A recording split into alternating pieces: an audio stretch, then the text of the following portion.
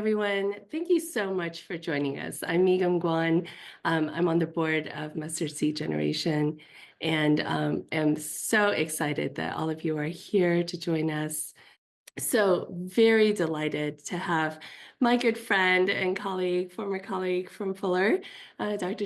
Daniel Lee here joining us. So my good friend, Dr. Daniel Lee is the founding academic dean of the Center for Asian American Theology and Ministry at Fuller, and is also the associate professor of theology and Asian American studies. Along with other works, his chapter on race and the Korean American Church was just published in the book, The Identity and Mission of the Korean American Church. And he's also currently working on another book titled Sabbath God, Gospel for Korean America. So this is just exciting times for all the things that he is working on and doing, and he is truly working so hard at helping us understand what it means to be Asian American, and Asian American Christian, and specifically today, what it means to be a Korean American Christian. So why race matters for Korean American well-being and Christian ministry is today's seminar. So please join me in welcoming Dr. Daniel Lee. Thank you, Migam. Very good to be here with all of you. I've heard so much about the great work that Mustard Seed's doing, so I'm so glad that I can kind of spend this time with you. So let me give a little bit background about myself. The seminar, or this little presentation, is called "Why Race Matters for Korean American Wellbeing and Christian Ministry." The Asian American Center that I run, that I helped found, is actually so this is our vision to equip, resource, and research the Asian American Church, and we try to train and support Asian American Christian leaders. And when we say Asian American, we mean, because I'm Korean American, okay? So I know sometimes if I get a dark tan and everything, people think I'm something other than, but I am Korean American. I tan pretty well. So when we say Asian American, we mean East, Southeast, South Asian American, including multiracial Asian Americans. As you know, that's the biggest racial group in the U.S. In terms of single category demographic, Asian Americans are the biggest, but in terms of just overall, multiracial Asian Americans are the multiracial people in general are the fastest growing. And of course, there's a good number of Korean American adoptees as well. So we want to make sure we always remember them, because otherwise they kind of disappear, and that doesn't really feel good for people who have their existence and they don't really feel like their story matters. We cover the 170 years of Asian American history, and of course, because of Fuller, we have School of Psychology and Fuller of Mission and Theology. We cover all that. Both as well, spiritual and psychological concerns. We have number of like initiatives, and I can go into all the different things, but you can see what this looks like within our website. We have a number of initiatives, so we're like a fully functioning Asian American center with multiple departments and multiple faculty. I want to talk about this. So, okay. I did not grow up this topic here, right? Because I've talked so much about Asian American stuff. I want to talk about just my background a little bit. I didn't grow up like thinking about anything racial. Okay, I grew up like a very typical Korean American. I grew up in the East Coast. I grew up in Northern Virginia, Metro DC area. Actually, Migam's from there as well. I grew up in Annandale. If you know anything about Annandale, like in Fort Lee, like New Jersey, that's actually where K-Town is, or like, Queens or whatever, like, New York area. So Annandale is actually like Koreatown of Virginia, Northern Virginia. But when I was growing up, it wasn't like that. It was like me and, like 5 other Asian Americans. So I grew up that way. And I grew up in a typical kind of Korean American church. So, I grew up with like John Piper and Tim Keller and all these different things. This is what I grew up with. I never really thought about race being like mattering that much. But it's a long time since I've been thinking about race. So that's basically what I'm going to try to cover, I think, in a sense. I think typically I grew up, a lot of Korean Americans, you can kind of grow up thinking that race is primarily a black thing, right? Like it's like a black concern. Um, and for a lot of Korean Americans, like they don't think that they're Asian American, like because race categorizes you as an Asian American. So that's not something that the Korean Americans don't really like. Like it's something that I think a lot of Korean Americans are comfortable with, and I was the same way. And a lot of my friends, we thought that our problem really wasn't like some weird, white supremacy or whatever. We thought that, first generation, the KM was trying to kill us. Like that was our biggest concern. That was our biggest problem. It was like, if we can run away to like the white megachurch, we would be like, that's our solution, our salvation. If you can be like that, not like the immigrant church, because we thought that was actually the biggest problem. Now, over the years, I've gone through multiple journeys in a sense, and I've been thinking about Asian American stuff for the last, like, like over two decades. And I think this is just my nuancing and understanding of my own experience, but also one of the things that I think I've come to see is like like why this matters, why the racial experience matters, along with other things. Okay.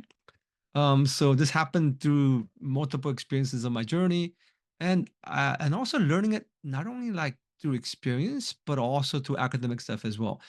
This presentation will be relatively like it won't be like heavy duty academic but if you have questions about that, you can't go in that direction.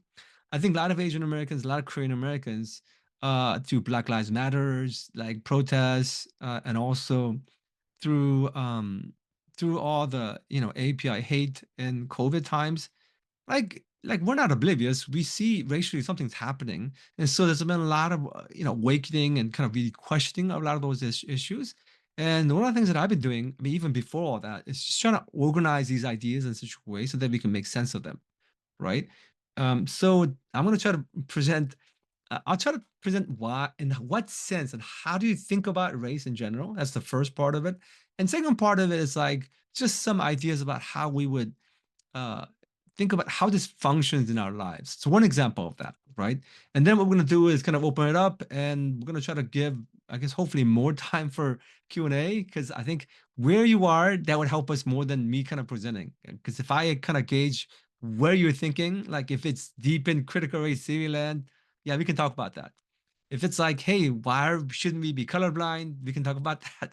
We can talk about like, what doesn't the Bible say? Our Christian identity is the most important thing. We can talk about that. There are multiple things we can talk about, but we'll kind of break it down one by one. Okay. Before we begin, like, let me pray for us if that's okay, right? Because that's okay, right? So I'll pray for us. Great. Gracious and loving God, we thank you that we can have this time together, and really just we know that all of who we are and all the things that we're experiencing, you already know. And you desire to give us insight into how to live out our faith in the complex and messy lives that we find ourselves in. And not only to make sense of our lives, but to be able to love our neighbors and to be faithful in our community, God. Give us wisdom, give us insight, and guide our time together. Pray in Jesus' name. Amen. All right. I thought about this, right? And this is actually slightly different. I don't think I've presented this way before, but I was like, you know how to think about this? I think one way of thinking about race in the best way is to think about how this is a picture from the LA riots, okay? 1992. I mean, a lot of people haven't really like, wait a minute, did I say 19? So a lot of people haven't like, thought about like what this really means. Like in terms of like um, how to think about like sorry 1982, like so now a lot of people don't really think about like how to think about race, but one of the best ways to kind of frame it is to say Korean Americans entered US in the middle of a story, and LA riots, even though it was 1982, it was happening, it was in the middle of a story. Something happened beforehand, right? Let me give you an illustration. So you think about like the middle of the Korean story. And I know a lot of people, I mean, I don't know if you're watching it, but I did watch it. When life gives you tangerines, like people are like, I mean, what's interesting about the story, if you haven't seen it, like I'm not gonna give anything away. But if you've seen it, you understand what I'm talking about. It goes through like three generations, and you see like multiple things. And if you don't know, because a lot of Korean Americans know enough of the Korean history, you kind of see like bits and pieces of what's going on with like governmental policies and things like that, and what kind of impacts it makes people's lives. and why this generation is like this, and why this generation is like this, and why this generation thinks totally differently, right? Now, if you don't understand the history, you're like, Mom, why are you like this? Like, why is grandpa like this? Why does he hate Japan? Like, because so obviously things like that. Like, you might have somebody, like, I had a friend who's actually Thai American. He said, like, why, what are you gonna do? What's the future of Korean Japan relationships when so many Koreans hate Japan so much? And I'm like, well, first of all, that's not true. Like, it's not like everybody hates it, but there is a history here. And if you come in the middle of a history, it's very difficult to understand what this means. That's part of the issue, right? So, for example, like here, like this is at Jeju Island, they're trying to figure out this is what happened, this is what it looked like. And this is basically where the government's policies make a huge impact in people's lives. This is basically where political protests make people, big impact in people's lives. Um, because I'm talking to Korean Americans. So think about this thing. I don't know if you watched this movie. This is it was really popular like 10 years ago. Okay, Ode to My Father. If you were, you know, if you weren't too young, because I don't know how old you are, because because I'm old. I think when I talk about some missing people are like, oh yeah, I wasn't born, but nobody's gonna be 10, I guess. So okay, there's a movie called Ode to My Father, and it's going through history, right? And understanding like why that particular generation is so like wound up. There's so much, and you realize, oh, this is a war trauma. This is actually, it wasn't just the Korean War. Like this guy has like trauma from like Vietnam War. Like, what am I? What? Koreans were in Vietnam War? Yes, they were. There are a bunch of Korean soldiers who were sent to Vietnam, right? My dad was in the Korean army and he was sent to Vietnam, right? My aunt, and this is all part of this generation. My aunt was a nurse in Germany because they sent a bunch of Korean nurses to Germany, right? If you don't know all this history, you don't really understand why they get so irritated and so angry about certain things. So that is a perfect example in terms of when you're entering a story, you're like, hey, old man, why are you yelling at these youngsters? Like, what's wrong with you? Why are you so grumpy? Right. But then you understand, okay, no excuse, no excuse for grumpiness. As you know, I generally tell people, like, there's no excuse for abuse, there's no excuse for like bad behavior. But um, you can have empathy, you can have understanding about like, oh, okay, this is actually where you're coming from. So I can see why it would be difficult for you to understand this way, right? This is something I watched like recently, 12 Tale of the Night. So I don't know if a lot of people know, people here know about like Korean politics, and even like recent Korean politics about the martial law and the impeachment, all this different stuff. And I think a lot of Korean Americans think, because I grew up thinking this way. I don't know. Maybe you have a better understanding about Korean politics, but I grew up thinking, oh, all these Korean Americans are very right wing, very super conservative, very patriarchal, and very authoritarian. And I realized Korea isn't like that exactly. There are people in Korea like that. Korean Americans are like more like that because our culture is like a time capsule from when the majority of Korean Americans came, which is the 80s and 90s. And the people who came, adults who came in the 80s and 90s, were formed in the 60s and 70s, and 60s and 70s were ruled by Park Chung-hee dictatorship. It was like the whole thing was military dictatorship with heavy authoritarianism, heavy, like patriarchy. That's basically what they grew up in, right? And actually, after that, there's this whole military coup, which is basically what this movie is about Chandwa, dictatorship. I mean, military coup and how he ruled for like 8 years, and all the protests that basically like later on. Of course, there's another movie about how we have democracy now. Korean democracy is like only 30 years old, and I think a lot of Korean Americans don't know how young it is. It's not that old. It's literally like barely 30 years old. Before that, it was all just dictatorships, right? Once again, that's the story. So when you look at Korea, you realize, oh, they actually have real democracy. Like they actually are like a lot of progressive people. There are not really conservative right wing because we are like that because Korean Americans came a long time ago. But Korea has developed, and there's actually like this really robust progressive movement with like feminism and everything else that says, hey, this is really oppressive. What I'm trying to say is that there's a whole history. It's very difficult to understand what's going on. And this stuff lingers. This stuff lingers for a long time. Like the memory of dictatorship lingers for a long time. So even though it's quite old now, right? Like Park Chung dictatorship ended like 1979, like, Chanduwa dictatorship ended in the 1988. Like, so it's actually quite old now, but it still lingers in people's mind. And that's basically why they have a visceral reaction. Does that make sense? So the, when you find yourself in the middle of a story, you have to figure out what happened before. When you think about the Black American story, everybody knows about like slavery. We get that, but it's a long time ago. Of course, the problem is after slavery, it didn't end. I mean, if you're keeping up with like all the readings about racial justice and everything else, you know that the Jim Crow laws happen, and it happens for like a whole century. It was like it didn't really end. It just kept on going, right? It's a different form of it, different form of the same oppression, but slightly more subtle, but just as oppressive, right? So it lingers on, and you have segregation over here. There are recent like this is not that long ago. Like people were alive, like my parents were alive before 1965. Like it's not like ancient history, right? So the impact of the Jim Crow laws lingers even though the laws formally ended. And just, I don't know if you know about redlining laws. Redlining was when, like the banks wouldn't lend people money, or like even like certain neighborhoods were tagged in a particular way. So people couldn't get out after a while. They was like stuck in a ghetto forever. You couldn't like make money and then move to another neighborhood because people wouldn't let you like get out of the neighborhood as a Black person. Now, if you know about this history, you're like, oh, like that's really, really disturbing because how would you, even if you work hard, what would you do? Right? You just like stuck there because the system's bad.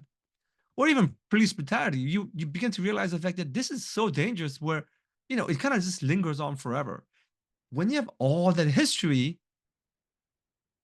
basically my whole this whole part is getting to here. You have LA riots, and you're like, Korean Americans are like, these Black people are lazy. They're lazy, they're violent. What's wrong with them?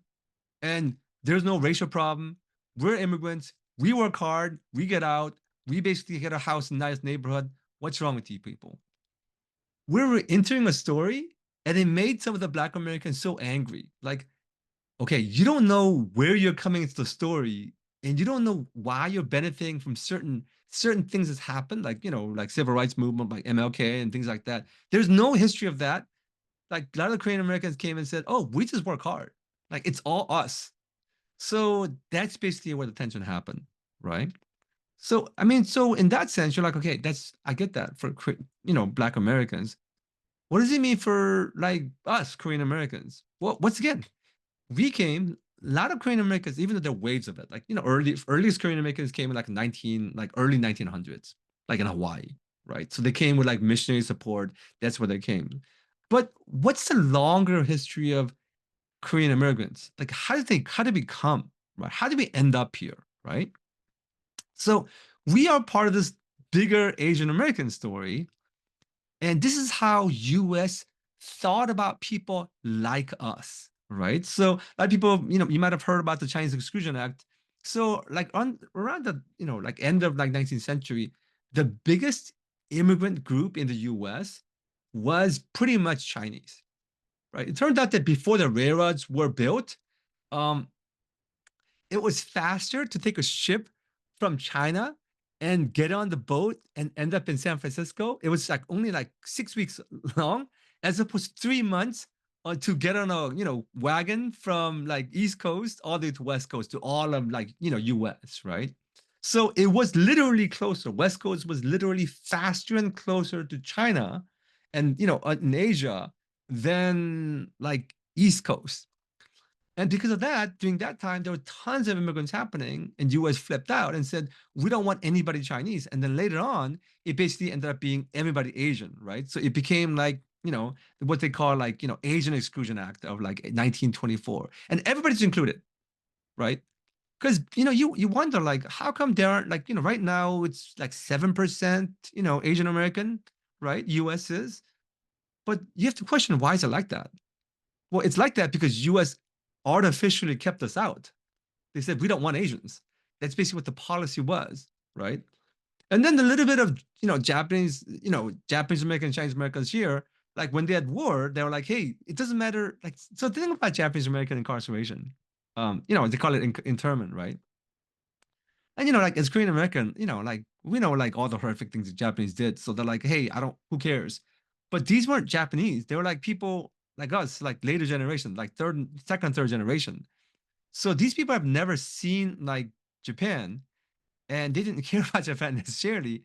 And they just locked them all up and said, "Oh, you're like enemy combatants." It's almost like if U.S. got into a war with North Korea and they locked all of us up, and we're like, "We're not North Korean. Like, we don't care."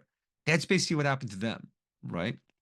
This is interesting because, like, once again, I'm just telling you, U.S. has history of how to deal with people that look like us, right? So after they had this Asian Exclusion Act, it wasn't until 1965 Immigration and Nationality Act that all these things got reversed, right? And this only happened because the civil rights happened because they knew that the Asian exclusion was a racist law. So when the racism got attacked and they got softened, the Immigration Act happened, and now we're all here, right? That's the story, right? And then later on, some of the Asian Americans are like, some of the Chinese, they weren't Asian American before. Some of the Chinese and Filipino and Japanese Americans, like, because they came before, right? They were like, this is terrible. We need to like mobilize together because we're getting killed. Like some of the policies and some of the racism is really bad. So let's mobilize together and create this thing called Asian America. And so during 1968, there's a thing called like Third World Liberation Front where they're trying to protest. And then at that time, they created this thing called Asian America. So when we say the word Asian American, that's where it comes from. They created it. Before, we were just Orientals, right? Or we were specifically like Chinese or Japanese or Korean or whatever. Now, a lot of us came in the 80s, and we came when Asian Americans were all rich. And they were all like rich and smart. And because after 1965 Immigration Act, the policy allowed a lot of rich and like smart people to come. So that's basically what ended up happening, right? Now I want to stop over here because I want to kind of think about this thing in terms of like when we think about why race matters, it matters because there's a longer history of all this mattering before, right? US think this way, like US has muscle memory to function in this way. So when some of these things happen and US policies come in a particular way, you're like, oh, this doesn't come from nowhere. Like there's like a long history of how you function. It's almost like when you know somebody that actually like when you know a person that actually had like overreacts. You bring something up and they're like, whoa, like they overreact, they get really upset about something, like and you're like, why are you overreacting? Why are you getting so upset about this thing? Because they have history beforehand related to that topic, right? And that's basically how US is.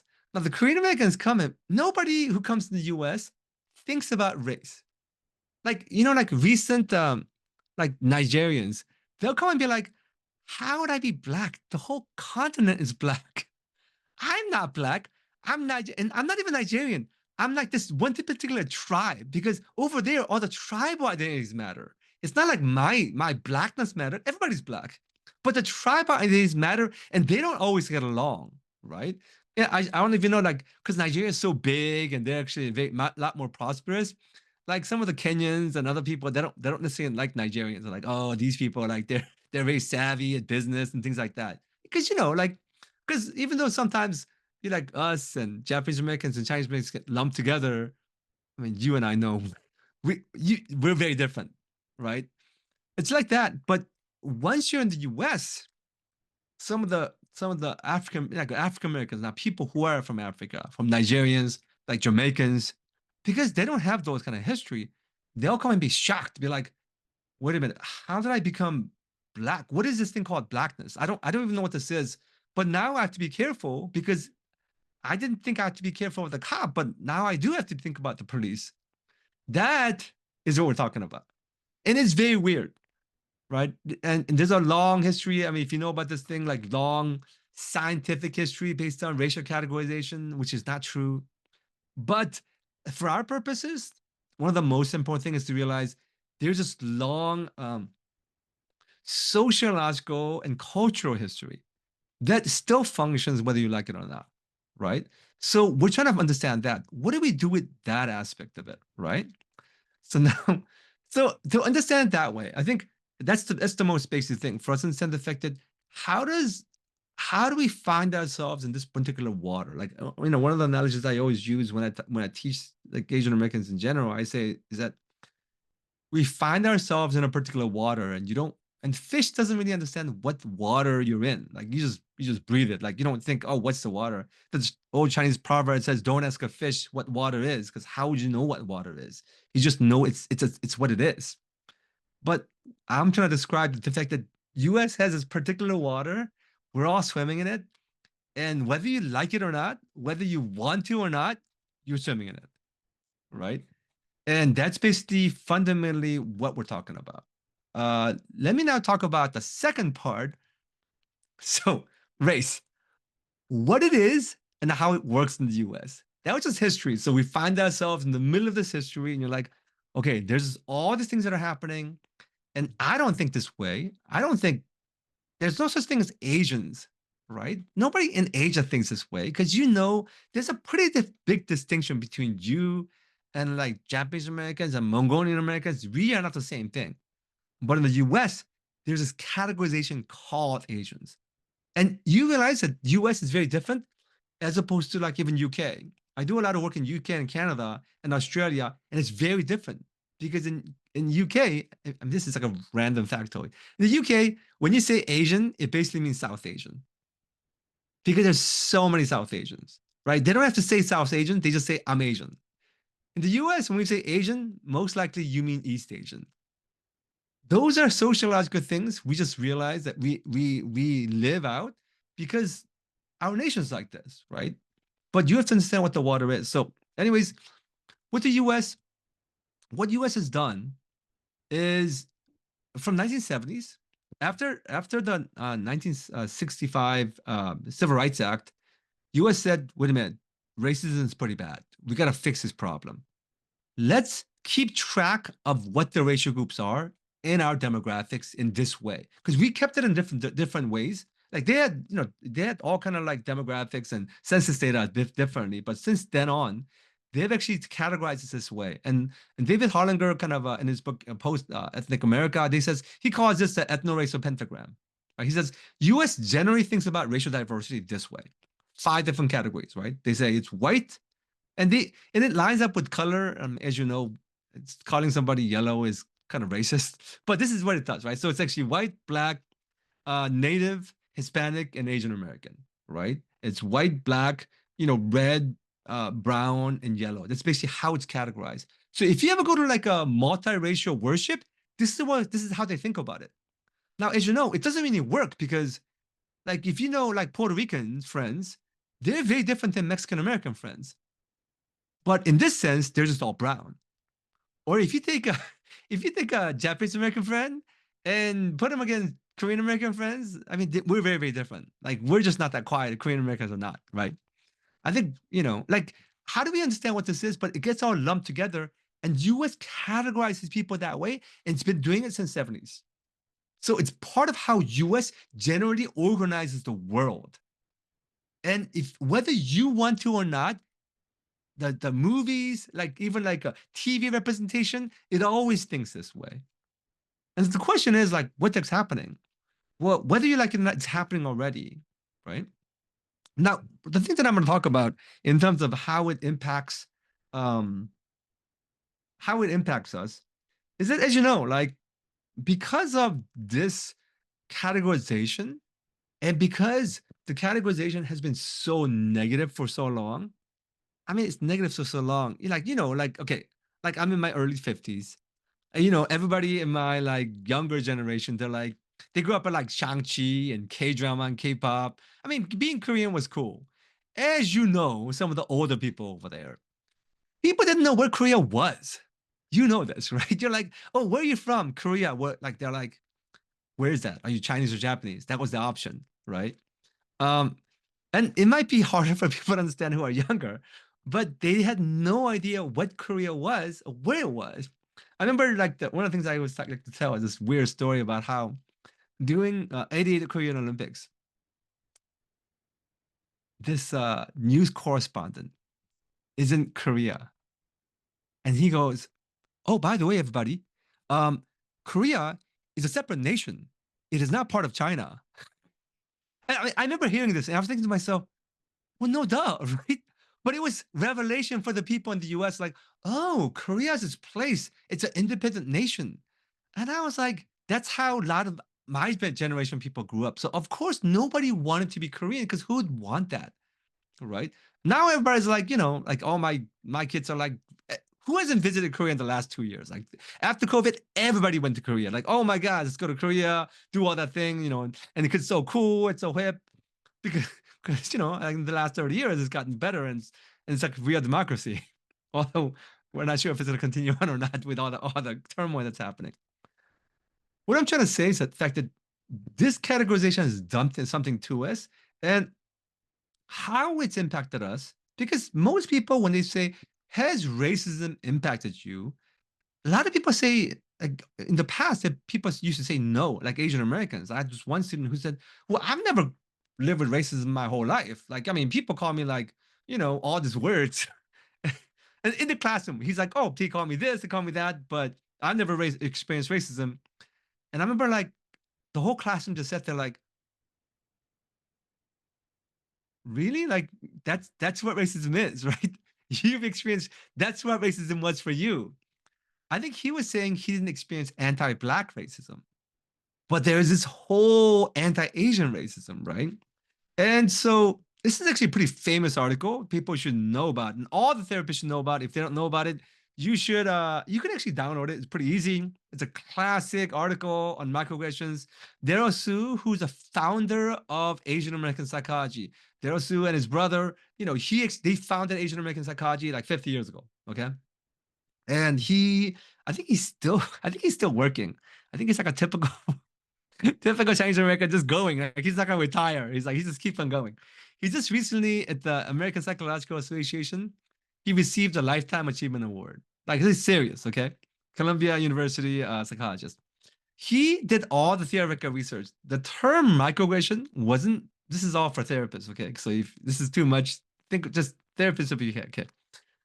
Um, the term microaggression was created by Chester Pierce. He was like a black Harvard psychologist. Okay. But he didn't do all the clinical research. The clinical research was all done by Daryl Sue, right? I think he might be like second or third generation Chinese American, right? So he said, look, uh, these people, there's this thing called like everyday, very subtle micro insults, assaults that we experience. But in the research, he says people end up being more messed up by these things than blatant racism because you think, what just happened? Was that racism? Oh, am I being sensitive? Should I have said something? It gets under your skin and your brain starts going and it does all kind of harm. Whereas if it's blatant racism, you're like, oh my gosh, that was so racist. Oh, I'm so mad. And then after a while, you kind of get over it. But this thing gets under your skin. And the themes he says is like alien in their own land. Like, oh, Megan, where are you from? I'm like, I don't know. Like, Virginia? Where are you really from? I mean, my parents, what do you really want? Right. And like, I live in California. So we have like, fourth generation Chinese Americans. Right. I mean, where are they really from? Sacramento? I mean, where are they really from? Like, how far do you go? And how do you keep on pressing the fact that you're a foreigner? Right. Or ascription of intelligence? Well, because I see Migham's picture, right? Migham, because my screen shows Migham's face. I'm just like keep on picking on Migham. Like Migham, they might be like, oh Migham, you're so smart, you don't even have to study. I'm like, well, that's not. I mean, it might be true because she's smart, but you know what I'm saying? Like these things can be weird. Like you're so good at math or whatever. They're like weird things that end up being kind of racist in the most micro way, right? Or denial of racism, like racial reality. Well, racism is only for black people. Well, that's not racism. Like you're all smart, so whatever, right? or exoticization of like Asian American women, like, oh, you're so petite, you're so pretty, whatever, like a doll. Or men, you're like, oh, you're not really masculine enough, or whatever. Or just, saying, oh, like I went to a church and this white woman was like, oh, ni hao ma, and this older grandma.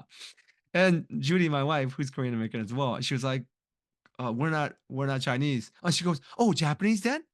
And we're like, no, we're Korean, but doesn't matter. Like, I just want to go to church. Like, why are you trying to like put me in a weird box? Like, just all these weird things, right? Or I think for a lot of therapists, it can be, if you're not careful, it can be pathologizing cultural values, right? This is where now you've internalized these negative values. We do definitely have some problems in the Korean American context, but what can happen is that after a while, everything Korean can be negative. It can be like pathologized altogether, right? And this is it becomes like a way in which you kind of internalize racism. There are different themes on here, but I think my point is the fact that these everyday racism, after a while, it gets under your skin and it becomes part of who you are. And then certain parts of who you are, you don't want it. You don't want certain parts of yourself, right? Like I like my a lot of my friends, we try to forget Korean. Like this guy was like, oh yeah, I came when I was 3, and I learned some Korean, and like I try to forget as much as possible because I didn't want that. I didn't want that part of myself, right? And so I don't want to go over all the different parts because I can talk about different things. Like, and we can talk about like trauma and identity and all those different things. And Mita Patel talks about the fact that how you can have two different selves, like separated, right? You're okay being Asian, you're okay being American, but you're two different pieces together, right? And they're not integrated together. And we can talk about different things like that. But I think the thing that I always tell people is that look, I think of it this way: the goal that I always share, and I'll kind of end my presentation with this, and we can kind of go up at Q&A. The goal of our talking about Asian American or Korean American anything is that I always have to say at the very beginning of the year, I say, hey, introduction to like Asian American Senator Fuller. I say, I'm not your mother. I'm not your grandmother. I don't care what language you speak. I don't care who you marry. This is not what this is. Like, I'm not trying to make you more Asian. Like, there's no command in the Bible that says, thou shalt be more Korean, even though I think some Korean churches, I think, believe it. Like, it doesn't say that. I think the goal is for us to really be able to give all of ourselves to God and be integrated with different parts of who we are. That's a command from God. We need to do that. That's a command we have to do. Now, for us, do you have to speak Korean? I mean, if it's if you're running away from something because it caused you so much pain, I think sometimes learning the language can be a way in which you kind of bring about, you know, like embrace God's shalom. But not necessarily, right? Just because you are at peace with who you are, it doesn't necessarily mean all of you will marry somebody Korean or what. It doesn't mean that, right? Like that's actually kind of like it can be very suffocating if you talk about it this way. So one of the ways I talk about this, and this is basically like all the different things I'm kind of just gonna bring it together, is I say we're not trying to be like super Korean, even though even though at times in my life I think my mom was trying to make me that. I was like, I think as a theologian, I don't think that's basically what the goal is. We're not even trying to become the more authentic self or whatever, because I don't know what that is. If I'm more authentic self as a Korean American, do I eat kimchi every day? People in Korea don't eat kimchi every day. Like, like my mom came back from Korea like a couple of decades ago. She's like, oh, my Korean name is Dongmu. Dongmuya, like they don't eat kimchi and pop in the morning. They eat toast. And she was just shocked by the whole idea, right? And I was like, yeah, the culture moves on. Like they're not stuck in time forever. What does it mean for us to be authentic? I don't know what that is, but I think what God's calling us to do is bring all of ourselves into God's presence. For God's shalom to be experienced in all aspects of who we are, so that we don't have different parts of ourselves fighting each other, or we don't have certain parts of ourselves that we've abandoned. And this is, for me, I think about this a lot. I think about like the 10-year-old Daniel, the 15-year-old Daniel, even the 20-year-old Daniel, where the parts of myself where I was like, I don't want this part of myself. I don't want to, so I've abandoned parts of myself, right? And I imagine how, just like how Jesus left the 99 for the one, how God the shepherd can leave the 99 parts of myself that I'm very comfortable with to go after the one self, the one Daniel self that I've abandoned. That I've told myself, you embarrass me. I don't want you anymore. Right. And God's like, oh, that's still part of you. And part of your journey in healing is to reconcile with different parts of who you are. Right. I mean, I grew up with an abusive dad. So huge part of myself is like, Koreanness is bad. I don't want that. And I realized, oh, why is my dad the only representation of Koreanness? Maybe there's a broader sense of what it means to be Korean, right? What does it mean for God to search for every lost part of who you are? I think part of the journey is this, the fact that like we are trying to bring all of ourselves to God's presence. And sometimes our faith and church can kind of present things in such a way so that like we just have to be like a lot less of who we are. We have to be more white. We have to be more like acceptable to society or whatever it is. And that can be really that can cause a lot of harm, right? And this is not what God intends. So there's so much other things I can say, but that's one of the things that I talk about a lot. That it's not so much the authentic self or the pure true self, but bringing all of ourselves into God's presence. And then we will be on this journey, right? We'll be on this journey of like what it means to be kind of a Christian, like what it means to bring all of ourselves into God's presence. And how I thought about myself and my identity, you know, 30 years ago, 20 years ago, 10 years ago, it keeps on changing. It's gonna change, and that's okay. We're not trying to force that. But whatever that is, we're trying to actually invite God's presence into all that. So that's my short presentation. There's actually so much we can say, obviously. There's like, layers and layers of it. And you can talk about institution a bit of it, what it looks like in a Korean church, what it looks like in broadly like white institutions. I know some of you work in white, context. What does that look like? If you serve in a pan-ethnic context, if you live in California as opposed to Texas, as opposed to East Coast. I mean, there's so many differences, but this has been a huge part of my journey. So I'll stop over here. Daniel, thank you so much for sharing. I feel like we've really learned a lot from you. Thank you for giving us that context. Participants, please put your questions in the chat. We do have some questions already, and so I'll start us off. The first question from the chat, and then we do have other questions that people have already submitted, but please put your questions in the chat so we can address them. First question, Daniel. So what might be characteristics of Korean immigrants? So we're talking about the pioneer generation who came to California in the early 1900s and worked, at a farm, or, the migrant workers. How would that generation of immigrants be different from those from the end of the 20th century?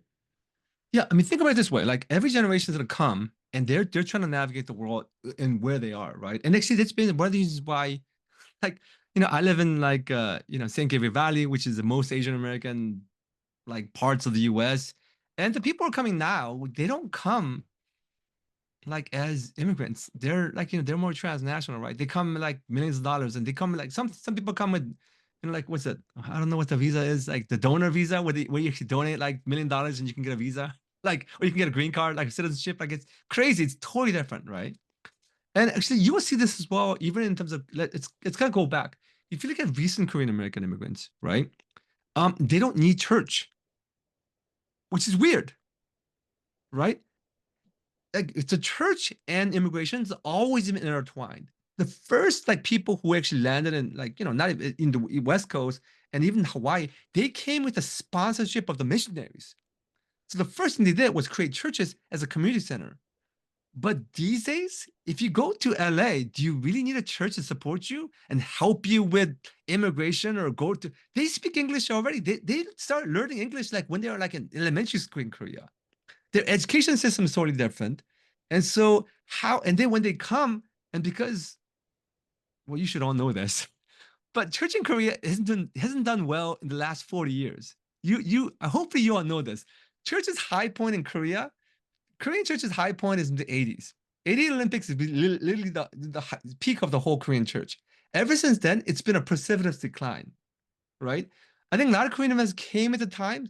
So we all think that Korean church is like the most amazing church in the world, but that is not true. Like it's actually like just really old news, right? When I learned this like 20 years ago, I really was shocked because I grew up learning about the fact that Korean church is amazing and it's perfect, but it's not at all like that. What I'm saying is because Korea is changing and because US is changing, who's coming over? What kind of people are coming over? What their perception of US and what the perception they are and what resources they have is very different than what's and then when they come here, what's here to receive them, right? Because if you're like, I mean, even now, if you go like in the middle of like Louisiana, as a Korean American, that's gonna be very different. You might still need that Korean church. But do you really need that if you go to Queens? Do you really need that? If you go to Northern Virginia or even like, LA, do you need that? So I think those kind of societal things and how you function, how you navigate, and the amount of resources you brought is very, very different. So that's something you immediately realize, not only for Korean Americans, but Chinese Americans as well. Like, early Chinese Americans, I mean, they literally came with nothing, but that is not true now. So that's basically why some of the recent immigrants they think that, oh, there's no racism at all, and I'm like, no, no, you're still entering into a middle of a story. There's still history beforehand, and there's going to be history like that you're entering into, and that really matters a lot. So I think that's probably one of the best ways of thinking about it. I mean, there are all the specific details about it, but to say that um, the situation in Korea has changed and the situation in the US has changed. So you think about both, not just who's coming over, what's formed them, and also what's receiving them. Yeah. I think one of the points in some of our other conversations, Daniel, I think people get really shocked to hear that there were even Korean immigrants in the 1900s.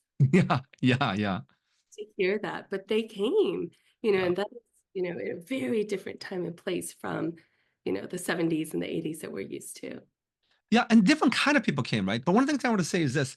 I think people, I know some people have said, hey, you know what? Like before 1965 Immigration Act, the Asian American population in the US was like less than 1%. Think about that, less than 1%. It was tiny, right? So some people like to say, well, who cares? Most of us came recently. And I say, wait. History does not work that way. The reason we have to pay attention to why was it 1%, right? Because it was long, but it was less than 1%. So the question is, when you look back, you realize, oh, US was working so hard to keep us out. That basically means all that mentality and cultural mindset was part of US history. That's why, even though most of us came afterwards, it's really important to realize what happened before. What was the exclusion? What was the repelling, right? That was there. And I think that's something that a lot of Korean Americans don't think about because, we came so much later. We're not like the Chinese Americans who came like, like masses of people who built the railroads and stuff like that. That's not us. But it's really important that we think about that. Mhm. Thanks so much, Which Dan. is odd, by the way. Okay, I can tell you some random thing. The reason why Korean Americans don't like to be lumped with other Asian Americans is a historical fact why we don't like to do that. When Japan came and took over Korea, their propaganda was we're all same. So we're gonna take over. Japan's motto for World War II was Asia for Asians. It was saying we don't want Western powers, we're gonna unite Asia. Oh, think about that. If you have that as your as your as your history, Korea only protected itself from getting eaten up by saying we are the most unique people, which was the propaganda that Korea propagated for themselves. There's a whole book on this about ethnocentricity, right?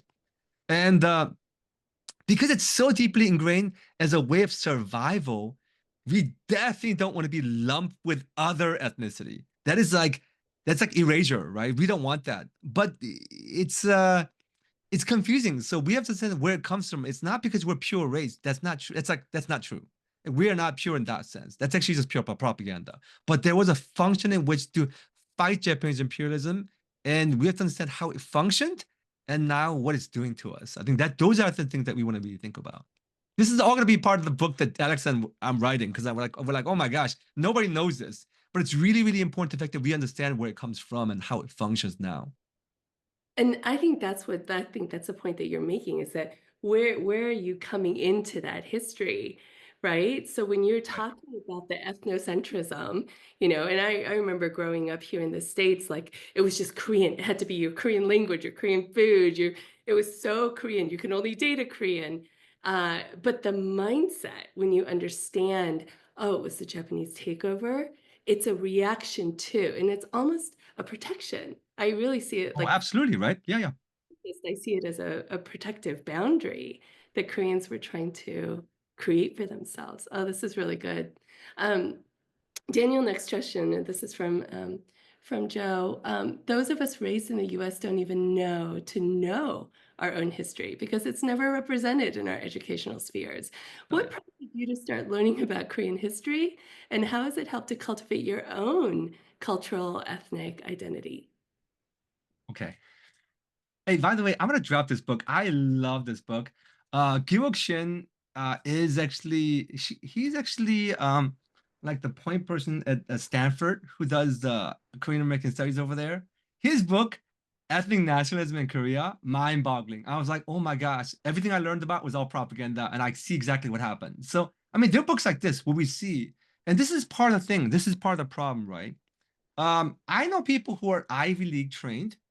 I realized Ivy League, like it, unless you grew up in a particular place with Asian American studies, which is not true, right? I mean, which is not anywhere like readily available, right?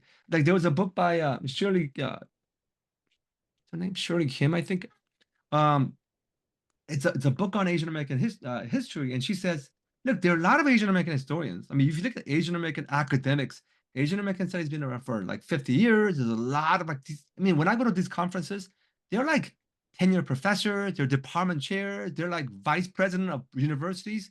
They're really, really established, but this hasn't really gone down to our primary or secondary education.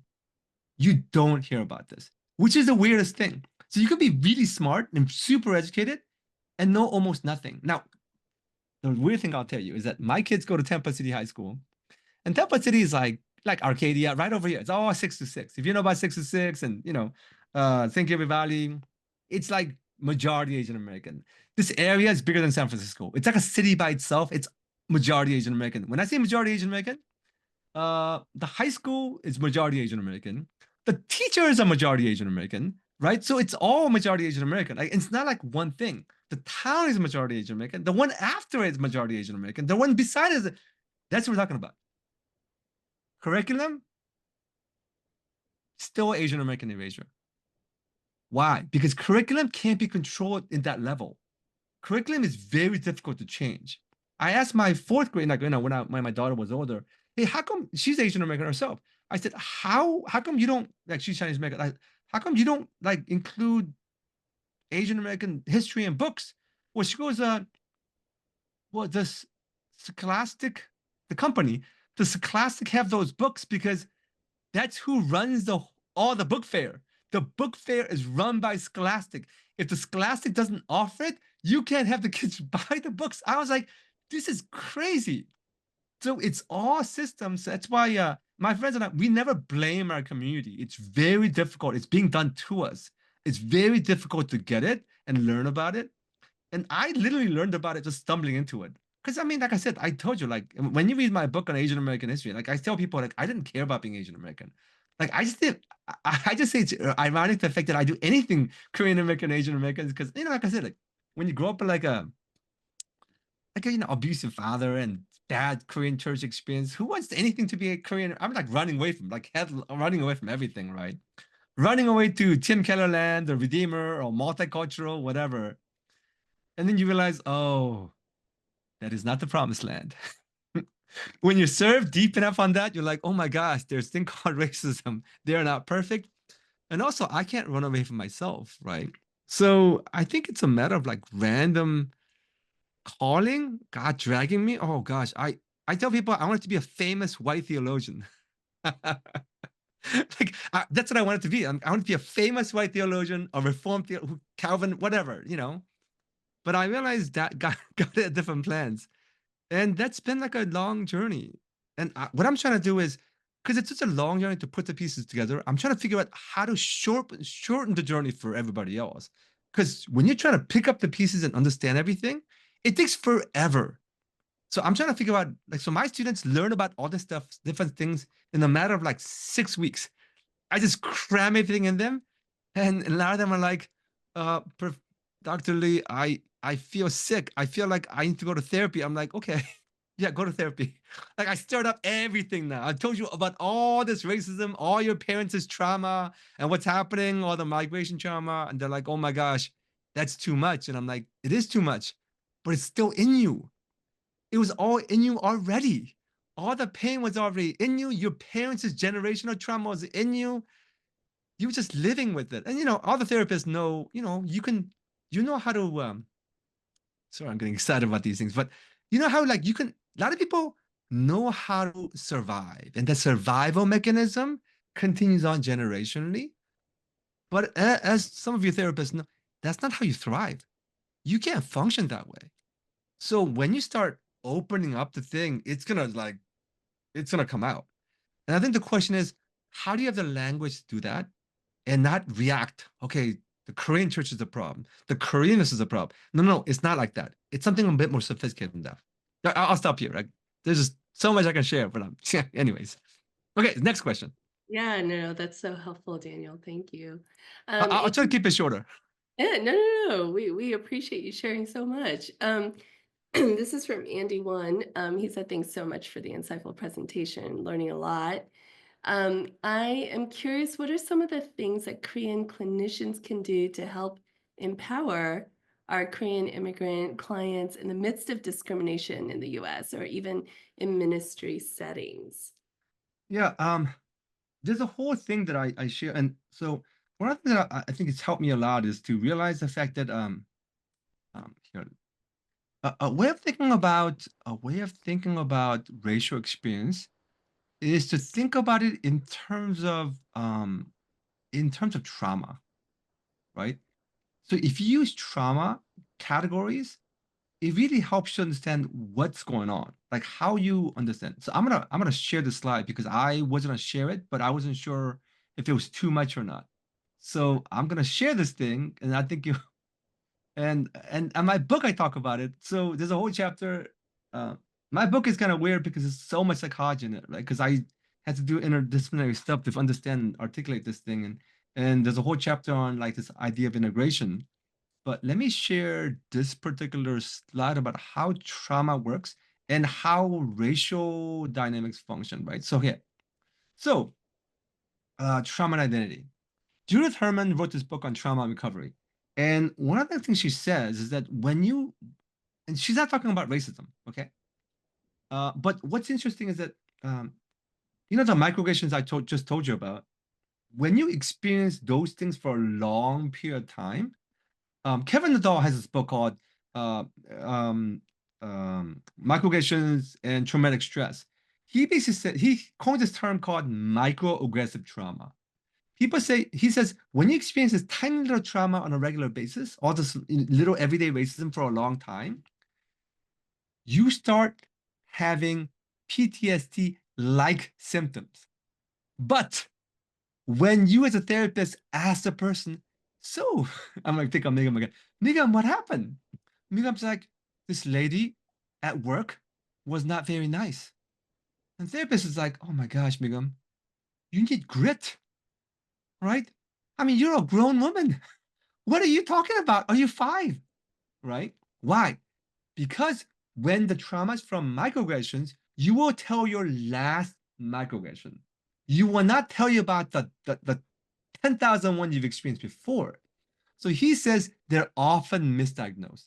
He say, well, you have to be tougher, but you can't be tougher because you it's like a traumatic response, right? So in her book, she talks about this. And now I'm connecting that idea of trauma with how Judith Herman talks about trauma. And this is like trauma and identity when kids experience trauma, right? She says, when you experience trauma, you start creating a different self. Like there's a double think and a double self. And you start like, and then you start having kind of, intrusion and constrictions. Like constrictions when you don't go to certain places. Like, how some Korean Americans don't live in certain places. Why would I live there? Why would I go there? Or when you walk into a certain place, you're like, okay, I'm not going to bring up the fact that I like kimchi because they might ask me if you like dog. And I'm like, how'd you get from kimchi jjigae to dog? Like like this, like I don't want that. So I'm gonna restrict my life and try to be as white as possible, right? And then what's gonna happen is you're gonna dissociate with different parts of myself, even my face and my body, right? What's weird is that the identity can actually get to a point where, and this is actually a quote that I know. I'll share the slide later on, like, so you can have it all. But there's a part here where Judas Herman talks about the fact that when you feel bad about yourself, like because you can't escape your badness because you just feel bad because you're like, hey, because the people keep on telling you something's wrong with you, right? She says you can kind of start functioning to create a perfect self to present to the world. Superb performer, does whatever is required of her, empathetic caretaker, academic achiever, model of social, conformity, perfectionistic zeal. I think some people think all these things is cultural, and I think there is cultural dimensions of it, but there's also, so I'm not saying it's one or the other. I'm saying it's both. There's also kind of confusion, perfectionism, all this different stuff. On top of that, there's all the racial pressure of trying to be perfect to measure up, because if you're not, they will pick on you and something bad will happen, right? I think thinking about what I generally say is that I'm not saying that race is everything. I mean, it's a problem if you say it that way. But race is always in the water. You have to figure out, you have to think about it as one of the factors that might aggravate something already there, or it might be a factor that you might think about, because as Asian Americans and Korean Americans generally don't think about race. They think our problem is culture. They're like, oh, it's Confucianism. Oh, it's shame. And it often is. But you have to be careful.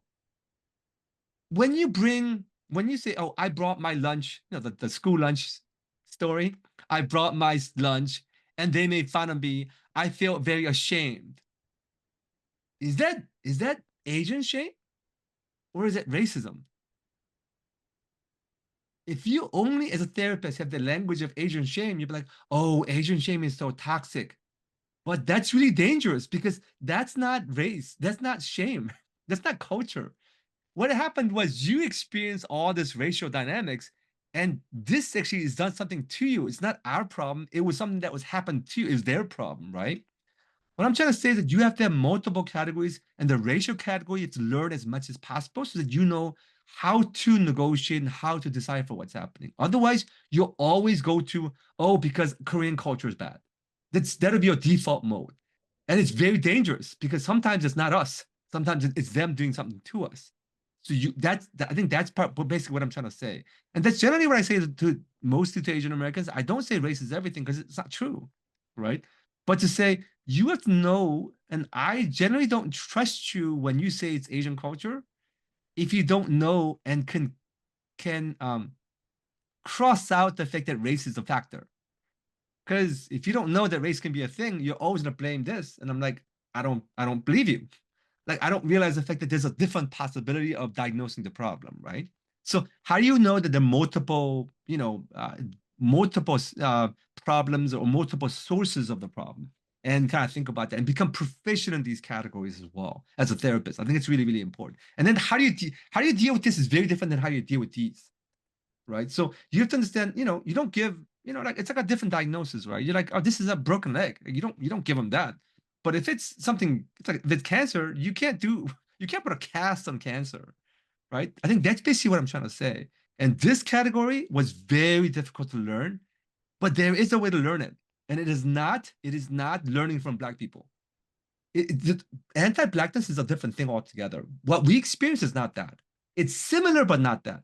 There's a whole field of Asian American psychology and Asian American studies who tells you what we experience, how we see the world. It centers us. So I realized part of what would happen with, you know, um, uh, Black Lives Matters and people were like running to all these Black experts, and I was like, some of the Black experts have literally zero idea about what happened. For example, most lynchings and massacres racial lynchings and massacres in the West Coast happened against Asian and Mexican bodies. It did not happen against Black bodies. Now, am I saying this is more important than Black lynching? Of course not. They're both important. But Southern lynching is not the only lynching. There actually is all kind of racial massacres and lynchings in the West Coast against Asian bodies. And that matters, right? Because it happened with somebody who looked just like us. That's important for you to know. And that's part of our education that we have to know. Does that make sense? So that was such a shock to understand. I'm like, oh my gosh, I've been so ignorant for so long. And then you realize, oh, this is why the institution works this way. I mean, I'll share this thing and I'll shut up. I learned all my racism at Fuller because I experienced so much racism. What's weird about Fuller is that Fuller is a generally progressive, nice place. That's why it's so weird.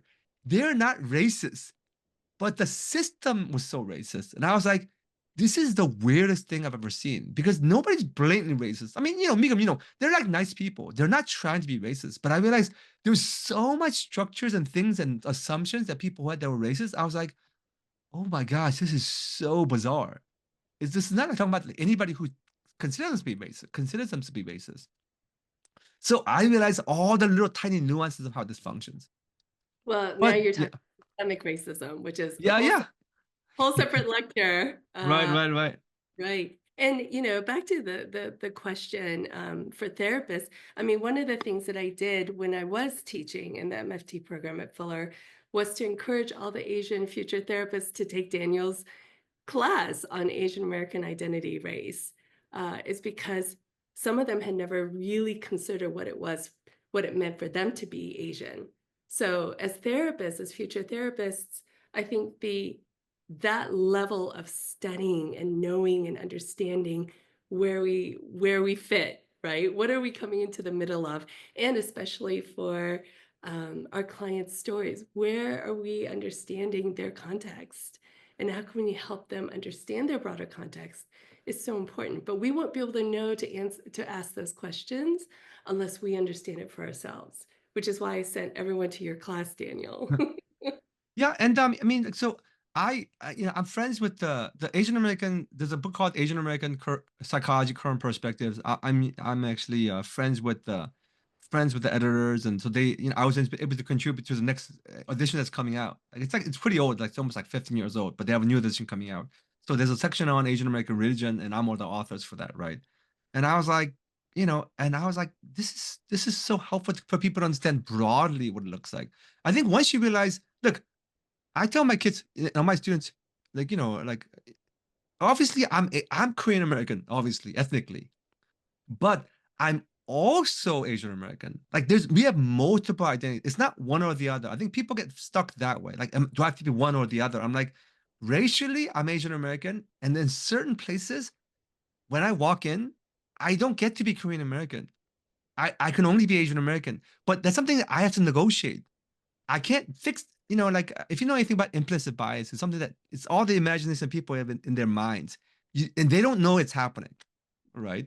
If you type out like implicit bias and how it works, like they project things upon me, whether they think it's happening or not. Okay. Now the weird thing is, whatever Asian representation they saw on TV, they're gonna all put it on me, whether they know it or not, right? And I can't be like, well, I don't know. I can't look into people's brains. So I just know something's happening, right? I have to be aware of that. And I have to be aware of the fact that a lot of the people that some of the therapists come, some of the clients, they're like, I don't know what's happening. I'm like, I'll tell you exactly what's happening. This is the water that we live in, and this is what you're experiencing. And these are the tools to address this. This is not your problem. You're not doing it to yourself. Something's happening to you. To give language to what's happening is one of the most important things, right? So that's basically what we do in our approach and my book and everything else is like, let me tell you what the words are. This thing you're experiencing is called microaggression. These are the symptoms, these are the categories, and this is what it does to people. And this is how you'll address it. What's weird about the Bible is that when Jesus, first of all, names are incredibly important biblically because I'm trained as a theologian, right? And biblically speaking, I find it very bizarre the fact that Jesus says, "What's your name?" to a demon. Who cares? Just cast it out. Why do you care about? Oh, my name's Joe. I'm like, okay, nice to meet you, Joe. Get out, right? Jesus doesn't care about why does Jesus ask the names of the demons? Because names give you authority and power over something. When you know this is not my Asian, Koreanness, this is really this racial microaggression. Now it gives you a way of dealing with that. And even the Koreanness, I tell people like, like that's basically how I talked when I was a kid. Like, oh, like Migum, that pastor over there is so Korean. Oh, so bad. Oh, that pastor, so Americanized, so good, right? And I was like, this is like kindergartner talk. Who talks this way, right? Because if you talk that way, like I'm saying such negative things about Koreanness, but I'm Korean, right? So some of that gets on me. So I tell people that's like doing surgery with a sledgehammer. Like Koreanness, bad. I'm like, that's crazy. There's too much collateral damage. Like, I tell people, because I'm in California, like I had skin cancer right over here, right between my nose, like nostril right here, right? So it was basal cell carcinoma. That's cut it out. I guess like a decade ago. So I have to check it out once in a while. But my point is this: when they did it, they had a plastic surgeon do it. Why? Because it's my face, right? They have to make sure that they put this lotion on, make sure it doesn't like scar all these different things. Now, if you did this surgery with a sledgehammer, what kind of collateral damage would I have on my face? What I'm trying to say is that we have cultural problems, but we can't say that's Koreanness. That's a sledgehammer. That's way too big. You're going to lose too much. What about Koreanness? Well, it's Confucianism. Okay. I spent over 2 decades studying Confucianism. Why? Because it's so old. It's humongous. So you can't say Confucianism because that's too big. What about Confucianism? What about it's a Korean Confucianism? Or what about Korean Confucianism? Well, it's a basically a neo Confucian, like orthodoxy that we were trying to protect in a particular way in terms of how it manifested and how it manifested in the Park Chung era because he tried to enforce Confucian values as Koreanness along with his dictatorship. Let's cut that out. Everything else still good. That's what I realize our journey should be. Now, you can't do it overnight, but if you do that, you'll recover so much of your Koreanness because you can cut the little things out and trash that, not the whole thing. We're trying to recover as much as possible about who we are, right? And if you can only do that if you have very specific names and tools, right? If you say, like, I mean, because this is how I grew up. Like, Koreanness is bad. The Korean church is bad. And I'm like, it sounds, this is the level of articulation we have. But like I said, that's not graduate level. Because I know some of you, like you have master's level, PhD level. I mean, we shouldn't talk this way. This is like kindergarten level. Who talks this way? Well, this is how all of us talked, right? And we're saying if we talk this way, even as therapists, and because this is how people talk, you can't talk this way. You have to help people tease it out. Be like, okay, I see what you're saying, but the whole thing is not bad. Like, these are good. Like, I mean, we have the best food in the world. All this different. K-Jump is amazing. What part is bad? Let's cut that out because that's toxic. Mm. That's what the journey is for us. Thank you. Thank you, Daniel. I am putting a tool in the chat. If you're curious about your own implicit bias, you can take this test. Oh, you'll be depressed because you'll fail. Your implicit bias you can't control. Like you have black friends and you realize you hate black people. Like implicit bias is so crazy. Yeah. So we have a question here from our friend Samuel Kim.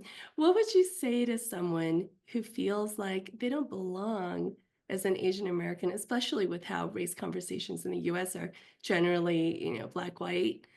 So I get that systemic changes are essential, but as we know, that takes a long time if it happens at all, right? Yeah. So Yeah. I sort mean, of we're gonna work on it forever. Like it's not gonna change in our lifetime. What yeah. does that mean? I don't think I think our goal, and when I try to theorize about these things, I say, I'm just giving you language. Like, so, there's all these ways of being Asian American. I think it's really, really important to realize the fact that there's a great diversity of being Korean American, being Asian American, right? Uh, what you want to do is you want to distinguish your story against the broader story. The broader story of Asian American, there's no way you can know that. It's literally impossible to know it with your personal experience. You have to read about it. You have to literally learn it, right? Like your grandma, your mom, they're not gonna know Asian American history. Like you have to literally read books to know that, right? So now even your story, it's hard to know well because yours, a lot of us tell our story with the best white education we got, right? That's the education we got. So we tell our stories with that language of how you tell white stories. Now it's not bad, right? But there's certain things about how you tell your story that it's gonna distort. You're gonna tell it badly because that's the language and the way you tell your story wasn't made for you. It was literally made for white people. So the question is, what are the tools you need to tell your story better? So I always say, own your story well, but to own it, you're gonna have to have a bit more vocabulary and more concepts, and you have to figure out where you fit in as opposed to the broader story. Okay, I will do one thing. Stop. Think about this, okay? And now when you put in the chat, um, what percent you think Korean Americans are among the Asian Americans? What percent? Just put on the anyway. If you're afraid of putting in the chat, it's fine. You can just think about it. Think in your mind what number you think it is. What percent of Asian Americans are Korean Americans? I'll give you a couple minutes to think about it. Okay. It's 9%. It's 9%. Okay. Six groups make up 85% of the Asian American population. Okay. First is Chinese. Second is Indian. Third is Filipino. Fourth is Vietnamese. Fifth is Korean. Fifth is Korean. More Vietnamese Americans than Korean Americans in the US. When I saw this, I was like, what? How? We're everywhere. We're literally everywhere. How's where Filipinos are that much? What I'm trying to say is that how we think about the world and how we perceive the world is not reality. It's your experience. Now, if you look at Asian American Christianity, it turns out if you have to look at not even Christianity, you have to look at Protestants. Like you have to look at like evangelicals. Then you end up with 30% Koreans. That's what some of you guys are experiencing 30% Koreans, right? But it is not reality. It's not the whole demographic. We're only like 9%. That you can't learn. You can't learn that by your experience. It's impossible. You know that Korean Americans, the people above the on the poverty level, there's so many Korean Americans who are below the poverty level. And you might be like, how? We're all rich. We all go. That is not true. It's your experience because you live in a bubble. When you see all the Korean Americans who are below the poverty level, who don't own homes, you're like, that's crazy because it's really hard to get that kind of data from your personal experience. But even among Korean Americans, know the big story.